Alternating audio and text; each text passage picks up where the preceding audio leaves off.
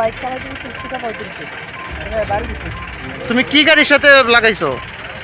পরে গেছিলাম।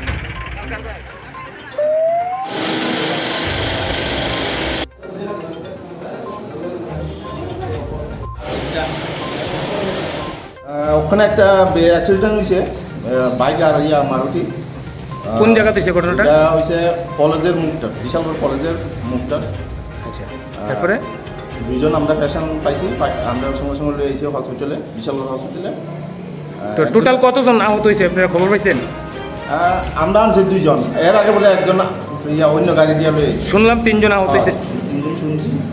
তারপরে একজনের নাম হয়েছে, আমরা যেটা আনছি এটা একজনের নাম হয়েছে বাপন ভূমিক 36 বছর, আরেকজন হয়েছে অনুপম দেবনাথ 27 বছর। আর অন্য গাড়ি দিয়ে যেন আনছে ওইটার নাম পাইছেন? না না, এটার নাম আমরা পাইছি না। আপনারা কি 2 জন আনছেন না? 2 জন আছে।